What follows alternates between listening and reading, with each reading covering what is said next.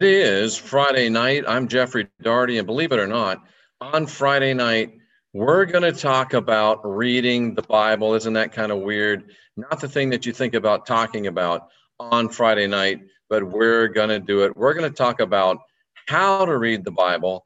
Some people say, how can you talk about something so simple, so silly? How do you do it? Well, here you go, ladies and gentlemen. Here's how you do it. Here's why you do it. Because, ladies and gentlemen, boys and girls, children of all ages, Rocky Stucci. Rocky, we need to have you on with Sandra for the great recovery show. And I got to get back with Scotty. I don't know what's been going wrong with me. I've just been in a daze, and we got to get the Rapscallion band back together, ladies and gentlemen. We really do. And I can't see how many people are in the chat room for some reason. I don't know, but that's okay. You're here. And that's all that matters. Let's see who's here. Kelly Kim, Love Matters, Rocky Stucci, Max Vision, RVT, Jerry Runk, Billy McNally, Melanie White, KT, A Comfort, Rory Reef, Monica Singleton, Mystery School, Michelle Canham Free. The people continue to pour in. It's exciting, ladies and gentlemen. It's Friday night, and we're going to talk about how to study, how to read the Bible. And I get this all day long, ladies and gentlemen. Jeff, if you think the Bible's so bad, then why do you even talk about it? Jeff, you say the Bible's 75% tongue, 25% diamond. Oh, I forgot my whiteboard, but we're going to talk about that tonight. And Jeff, why do you even read it? Blah, blah, blah. Why do you read parts of it and then say you don't believe the rest of it? You know, that's just my world, ladies and gentlemen. Rebecca Rich, Raven Wolf, Justin Rossi. That's just my world, ladies and gentlemen. If I don't get called, hey, Catherine, Antichrist, psychopath, and devil before my first cup of coffee, I think that something's wrong. But I still got one. I got a Bible. I got a big Bible. It's bigger than my head. There's like 25 years worth of preaching in this Bible right here.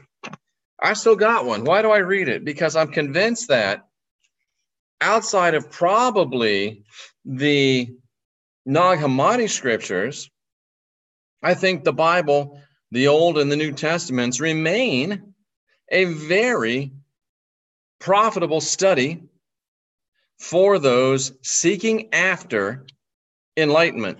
Raven Wolf, I do use the King James, as Michelle DeHaven checks in and Candace Duvall does, Billy McNally. I do use the King James, not because I think it's the best, but because that's the one people are used to, and that's the one I used to think was the best. But yeah, I use the King James, preach out of the King James forever. So anyway, why do I still read the Bible? Because I think it's a source of revelation, inspiration, and good data for those that are seeking after spiritual enlightenment. Why else do I read the Bible? I read the Bible because they read the Bible. The powers that be read the Bible. The powers that be quote the Bible. The powers that be use the Bible. The powers that be use this as their playbook. And if you want to know what the people that are opposing you are going to do, it's in here, ladies and gentlemen. It's in here, J.R. Herrera, A Comfort. It's in here. That's another reason why I read the Bible. Because I know that the lies, I know that the agenda, I know that their playbook is right here within this book. And please don't come in and jack my chat room, Be Saved by Jesus. You're welcome to your opinions, but if you try to take over the chat room, I'll kick you out of there. I really will. And I'll do it in a heartbeat. And if you don't like it, I'm sorry, but I'm really not. But anyway, ladies and gentlemen, I read the Bible because I believe that it does have some great pearls of wisdom for those that are seeking after spiritual truth. I believe that the powers that be, the fear and guilt control matrix, they use the Bible, they quote the Bible, their playpen they've got us in, their playbook is in the Bible. Why do you think they have you put your hand on one of these in their court? Why do you think you got National Bible Week? Why do you think you got National Bible Month? Why do you think there's Bibles in all the courts? There's Bibles. Why do you think they have a chaplain that prays before the Congress and the Senate comes into session. Why do you think that, private account Rory Reef, Jerry Runk? Why do you think that? Because it's their playbook. Now, Primitive 37N88W. Now, you know that I have said for a long time that the Bible's about 75% dung and about 25% diamond. Dung meaning just what dung means, diamond meaning just what diamond means. I take that from President Thomas Jefferson saying that the Bible is filled with some of the greatest, highest teachings of mankind, and the rest of it is the lowest form of human communication and enslavement. He called it dung, and the true teachings shine out like diamonds among dung. So I procured that and I call it Diamond and Dung. I've got the Diamond New Testament compilation, the first and only that I know of compilation of the New Testament in chronological order, jeffreydarty.com to get yours. So 75% dung. Let's think about that for a minute. 75% dung is the Bible. So 75% of this is dung. So I used to take 75% of it, it's about 75% of it, and just throw the rest of it away, and I would just have 25% left. But then I started realizing, one day I read some of Paul's, and Paul, I especially am appalled by Paul, because Paul was the original Antichrist, and on October 24th, I'll be on the Vinnie Eastwood Show talking with Joseph Atwell, author of Caesar's Messiah, in my book, Apostle Paul Antichrist, and talking about some different ideas of the rise of Christianity within first century Roman rule. So I used to throw out the 75% and just keep the 25% that I identified as diamond. But I remember reading something in Paul and realizing, whoa, there's some good stuff hidden in there. And it's not that surprising, because if you're going to be a liar, if you're going to be a deceiver, if you're going to put together a fear and guilt control matrix based upon a document, you're going to put some good stuff in these documents to keep people coming back for more so that they'll be exposed to your bad stuff. It's like any good liar mixes in a little bit of truth, ladies and gentlemen. Every good liar mixes in a little bit of truth, Steve Conover.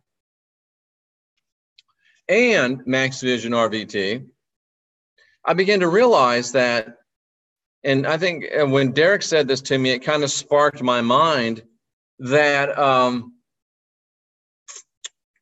in every bit of dung, there's a little bit of diamond. Derek says in every lie, there's some truth. In every lie, there's some truth. No, it did not all come from the Dead Sea Scrolls. No, the Dead Sea Scrolls are a separate group of publications that were smuggled out of Jerusalem before Rome destroyed it. So no, there's very little relation, very little correlation between the Dead Sea Scrolls and Nag Hammadi and the New Testament, at least. Some of the Old Testament, but not much. But at any rate, I've begun to realize and to think and understand that even the dung contains some diamond. So when you begin to read the Bible, that's why you'll see me now reading from Paul. That's why you'll see me, and Paul's 2/3 in the New Testament, so it's either Paul or the Apostles. So that's why you'll see me reading Hey Captain, or Can't Quit, and Rebecca Rich, J.R. Herrera. If I'm mentioning people double, that's okay. But that's why I'll read Paul now, because I realize that Paul, being the originator of the fear and guilt control matrix, has encoded some truths within his lies, and he flat out tells you some truths within his lies because they have to. The people that run the fear and guilt control matrix must tell us the truth, because middle class mama, what does it do? It absolves them of guilt, because they can say, look, I told you the truth, you just didn't see it. Well, what do you mean? Well, when Paul says the little g God of this world has blinded the eyes and the minds of those that don't believe, so that the glorious gospel of God, the big G God, he told you there's two gods. He told you there's at least two gods in the Bible. And you just have to decide which O-N-E ITIS. So they tell you the truth. So they can say, look, we told you the truth. We're absolved of your guilt. I didn't know why they did it before. I didn't know if it was arrogance, and I still think there's some portion of arrogance in it. I didn't know if it was some kind of twisted code, but really it goes back to the very basics of, hey, we absolve ourselves of the blood of their hand. Their blood's not on our hands anymore because we absolved ourselves, te absolvo, as the priests say, because we told them the truth. But they hide that truth. They wrap those diamonds in dung. They pack those diamonds in dung so that they encode it, they encrypt it.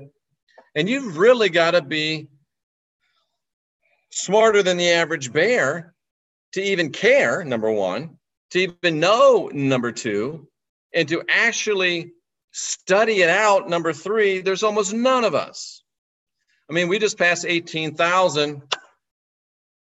And I think we're going for 20 by the end of the month. But that's not even a drop in a drop of the bucket of YouTube. But that's okay. The point is, there's not a lot of people that are seeing this. There's not a lot of people that are getting this. There's not a lot of people that even give a rat's hindquarters. Most people couldn't give the southbound end of a northbound rat about this. Oh, look, it's our old friend, Troll, coming in to try to drop some stuff. Don't you know that I know? Can't you see that I see? Get that con out of my face. Anyway, ladies and gentlemen, back to our regularly scheduled broadcast. So, you read it because Global Witness is in the house. Thank you, Derek. Not a lot, but the right ones are, and I agree with that. You read it because there is truth within the scriptures. And you read it because there's truth within the lies, Middle Class Mama, Mysteries, Mystery School, Love Matters, as Derek, Global Witness, has brought into my mind and is illuminated within my, my being. There's truth within the lies. So let's just say that I'm right and it's 75% dung, and I think I'm right. But let's say that within that dung of error, there's 20% truth, because number one, they've got to tell us some truth. And number two, I guess I'm going to have to delete some. I try to give a person one warning, then I put them in timeout. If they still don't get it, I just block them from the channel. But I mean, my 5-year-old stepdaughter has more sense. A lot of these trolly knuckleheads in this chat room. And Global Witness says not all clams have a pearl. No, they don't. But let's say it's 75% dung. Okay. And because of the fact that they got to tell you some truth, so they absolve themselves of blame, and based on the fact that they're going to encrypt some truth as well, let's say that 75% of that dung, there's 20% of that 75% that is actually diamond covered with dung. So I'm a Bible college graduate. I'm not a math major.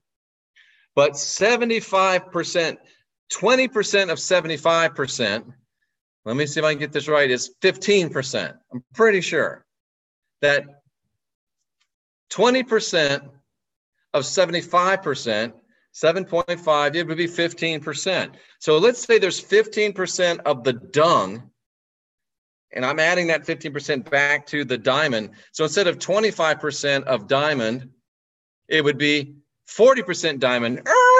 But wait, because the 25% diamond probably has at least 10% dung in it, because even the diamond portions have been manipulated. Even the diamond portions have been mistranslated. Even the diamond portions have been attacked. Even the diamond portions have been watered down. So even the 25% diamond, I think to be fair, we've got to say there's at least 10% of the diamond that is dung. All that glitters is not diamonds. I know I twisted the analogy, but the metaphor, but you know what I'm talking about. So if 10% of the 25%, which is 2.5%, is dung, really diamond, and we're up to 40, so now we get about 38.5% of the scriptures, 38%. It's impossible to twist the truth without mentioning what is true. It is impossible to twist the truth without mentioning what is true, absolutely. So I'm forced to revise as we think about this and go through this little exercise, and I forgot my whiteboard because I'm down here in the clubhouse because I've got 2 girls up there in my apartment sleeping. And some of you that don't know me might think I'm being naughty, but it's not true. About 40% of this, 38% of this contains some enlightenment. About 38% of this is worth reading. About 38% of this is powerful. About 38% of this is revelatory. About 38% of this is revelation. Derek has a whiteboard and pen and an eraser. He's upgraded. So, yeah, only 25% of it is diamond, but there's dung within the diamond. Yes, 75% of it is dung, but there's diamond within the dung. So it's about 38% of that book is worth reading. Oh, you're right. I do need to use my inside voice, Michelle. See, that's why I'm not upstairs, because I can't use my inside voice with any consistency. You know, folks, I don't do this to make money. I certainly don't do this to make friends. I do this because I don't have a choice about not to do it. I do this because it's what I do, and it's more than what I do, it's who I am. I do this because I have to do this. I do this because I'm compelled to do this. I do this because I feel like a guy who knows the bridge is out a half a mile ahead, and all of these people are going 100 miles an hour down the road. And if you're in South Florida, they're in Maseratis and Lamborghinis and Ferraris, a lot of them. And I'm out there saying, the bridge is out, the bridge. That's why I do it, because I have to. Kind of reminds me of the percentage of diamond and dung in all of life. Isn't that the truth, Derek? The good part about the Bible is that it discloses the evil plans as well. You just have to know the rules to find it. That's what I said before you came in, Derek. Why do you read it? Number 1, because it does have some good enlightening information. Number 2, because Mary Lutz and Brittany Vesna Trottier, Moonlight Empath, Mike M., because the powers that be, the rulers of the fear and guilt control matrix, use this as their playbook.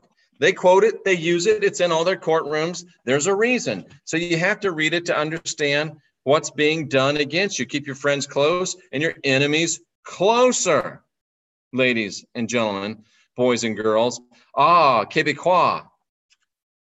Oh, that brings back memories. We're going to move right along. Yes. So there's good reasons to read this thing. And that's about 38%, plus the fact that their lies and their agenda is in it. And it's the basis of all Western culture. They make you put your hand on it in court. Exactly right. So all of you people, I was going to say knuckleheads, but I guess some of you, all of you aren't knuckleheads. But a day doesn't go by where I don't get a nasty email. The Mandela effect is not, deep breath, serenity now, serenity now, serenity now. Seeker of truth, seeker of what he deems as truth, says, come on, and don't say that Jeff never answers questions that he doesn't agree with. So if it's all dung, number 1, listen, I never said it was all dung. I said 75% of it was all dung. And listen, because I have already changed my estimation to say 38% of it. That's almost 40% of it. Seeker of truth, maybe you should seek a little math. It's all, you said it's all dung. No, I didn't. I said 60% of it's all dung. So number one, I didn't say it's all dung. Number two, don't be throwing spurious accusations in my chat room. And you're on your second warning. You've been removed, chat. You've been timed out. And number three is, well, bye. So if it's all dung, then why is the Mandela effect? No, number one, it's not all dung. 60% of it's dung. And number two, there's a teeny tiny amount of the scripture that might be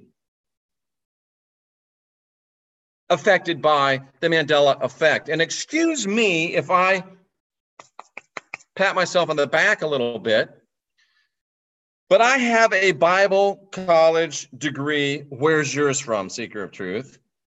For 20 years, I was a full-time Protestant minister with three of the largest denominations in the world. Who were you ordained with, Seeker of Truth? And number three, I have over 100,000 hours of study in the biblical scriptures. How many you got, brah? And number four, I'm the author of a book about the Mandela effect that was featured on Coast to Coast AM with George Norrie. When's the last time you were on Coast to Coast, brah? Sandra's going to say that's ego. She might be right. But it's a sorry dog that won't wag his own tail every now and then. Lion lying down with lamb changed to wolf lying down with lamb. Probably Mandela effect. And I can't think of another one. Oh, it's the wineskin. No. You just don't know Greek. You don't understand that there's different versions. But the lion and the lamb not being there anymore, and it being the wolf and the lamb, and the implications within the New Testament that Paul is a Benjamite, the only Benjamite in the New Testament. The Benjamites their symbol is the wolf in sheep's clothing. That's the only thing in the Bible. So number one, I didn't say, as Michelle Cannon-Free deletes his message, I didn't say the whole thing is dung. And large parts of it aren't being affected by the Mandela effect. That's just your little fantasy. It ain't true. It ain't true, ladies and gentlemen. So, that being said, let's talk about the Mandela effect just a little bit. When I went on Coast to Coast, and you can go on the Coast to Coast website, put my name in, you'll see the 7, 8, 9 times I've been on there. I think 7, but anyway. And you'll see the Mandela effect show. And every time I go back on, George wants to talk about the Mandela effect. And the Mandela effect is talked about in Scripture prophetically, because Daniel says, 9 or 12, I think it's 9. Daniel says that the Antichrist, the being that he calls Antichrist, shall think to change times, and the law. Forget about the law, but it says he'll think to change times. That word means to change notable events and to create multiple timelines. That's what it means in the Hebrew. And when you've got notable events being changed, like Luke, I'm your father, to no, I'm your father. When you've got, if you build it, he will come, morph to if you build it, they will come, or vice versa.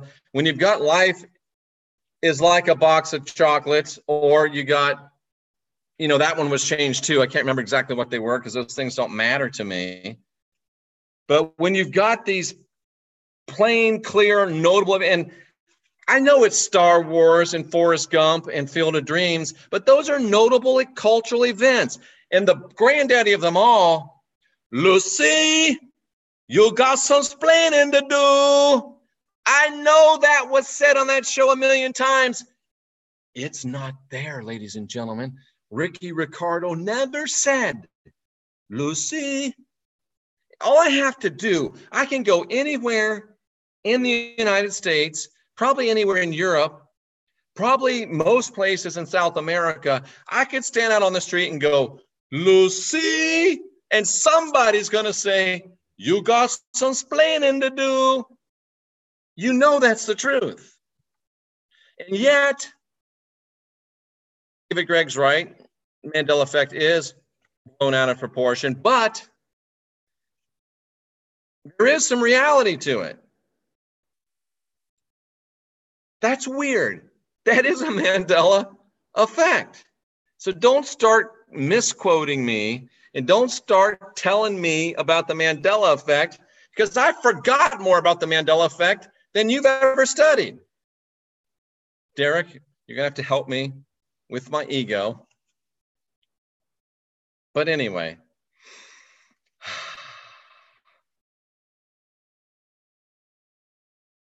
the Bible is worth reading because 38% of it contains truths that are helpful to your spiritual development. It's also worth reading because the people that are your enemies use it. People that are your enemies base their plans against you on it. So that makes it worth reading. And it's the basis of your culture. So that makes it worth reading. So I continue to say that for those people seeking spiritual enlightenment, the Bible is and remains a profitable study. And it's just about 1 out of 2 pages is going to have something that you can use. 1 out of 2 pages are going to have something you can use. And ladies and gentlemen, you are the last generation of real humans. You need every bit of ammunition, every bit of enlightenment, every bit of knowledge that you can get. And knowledge isn't power, because knowledge by itself is just knowledge. Wisdom is power, because wisdom is knowledge correctly applied. So, that's good water. Yes, all I drink is distilled water. It remains a profitable study. So that's how you should read the Bible. But how should you read the Bible? You should read the Bible, Jesse Duplantis. You should read the Bible like you're reading what's the guy that wrote a Dan Brown novel? You should read the Bible as though it were encrypted, because guess what? It is. It's encrypted by the good guys with deeper, more powerful truths, and it's encrypted by the bad guys with deeper and more powerful truths. Monkey Experiment, David Gregg, Chris M. It's encrypted by both sides. And like Derek says, I suggest you don't pick a side. You play it straight down the middle. Look at the right and find what they're encrypting. Look at the left and find out what they're encrypting. And bring it all together and use it in the middle, the straight and narrow way, the middle way. Don't pick a side. It's a code book. It's a puzzle book. Yes, it is. It's an encrypted book of deep esoteric knowledge. And let's face it, in this day and age, reading any book is probably good for you. Put this thing down, get off of one of these things, get barefooted like I am, get out in the grass, take you one of these out and read it as it's encoded, read it as it's full of some air, read it with caution. We talked earlier about meditating. Meditate with caution. Read the Bible with caution. Because it's 62% dung and 48% diamond. And your enemies are using it against you. And there's no reason for you not to know what they're doing, because they tell you, because they're trying to absolve you. And here comes the police. Hope they're not after me. They're absolving you. They're absolving themselves by telling you the truth. So, ladies and gentlemen, that's how you read the Bible. That's how you apply the Bible. And that's how you make use of the Bible. And that's how you protect yourself while reading the Bible. Should you wear a condom while reading the Bible? I don't know. It probably wouldn't hurt. That's a little joke. I didn't really mean it. But ladies and gentlemen, the red letter portion, some of the red letters are dung too. Like, can I just say that? Ladies and gentlemen, we are the last generation. You are not about to come into my chat room and promote that guy that you just promoted. Where are you so I can get rid of that? That's an automatic ban. Come into my chat room and promote some Jesuit pushing individual. All right, ladies and gentlemen, I should invent some Bible condoms. That would be a great way to keep you. We can get you your Bible condoms. It will guarantee that you will not be despoiled. You will not be impregnated with error while reading the Bible. You can get your NCK Bible condoms, and you can read without worry. And you can just go ahead and have a good time and don't have to worry about being impregnated by the lies in this book. And you don't have to worry about getting any of them STDs, them scripturally transmitted diseases. Get your NCK condoms right here, ladies and gentlemen. Wouldn't that be hilarious? Oh, that gives me a good idea. How about some parody commercial videos? Oh, the wheels are turning, ladies and gentlemen. I'm trying to keep you free from STDs, scripturally transmitted diseases. I'm Jeffrey Daugherty. This is NCK. You're the last generation of real humans. Learn how to read the Bible. Learn how to protect yourself from STDs. And the divinity in me salutes the divinity in you. I salute you for being here, seeking after truth. And if you do it too much, you have to get the large print edition because it makes you go blind. But think about that. Reading the Bible too much can make you go blind if you don't read it with discretion. David Gregg, you are filthy. No more of that. I'm Jeffrey Daugherty. This has been New Cosmic Knowledge.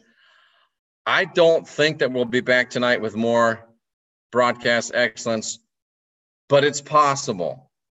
Thank you to Derek Bros, Global Witness. Thank you to every single one of you. If I didn't mention your name, it's not because I didn't like you. I just got carried away. Can't quit 1109. I salute you for being here. Thank you so much. You are the last generation of real humans. Ask questions, question answers, unindoctrinate yourself, guide your own spirit, be your own guru, master your own ascension, create yourself, build a life you'll love. It's an inside job. Need help, I can help you do it. JeffreyDaugherty.com. Get LifeTrack analysis from me. It'll change your world. Until next time, I remain Jeffrey Daugherty, your friend, mailman. Sometimes I bring you checks, you love me. Sometimes I bring you bills, you hate me, but I'm still going to keep bringing the mail, cousin, because I love you. Neither rain, nor sleet, nor snow, nor dark of night will stop me. I'll be back on your doorstep tomorrow, bringing you more mail. And until then, I'm Jeffrey Daugherty. Love and light. You're the last generation of real humans. Let's get busy. Lucy, you gotta get busy.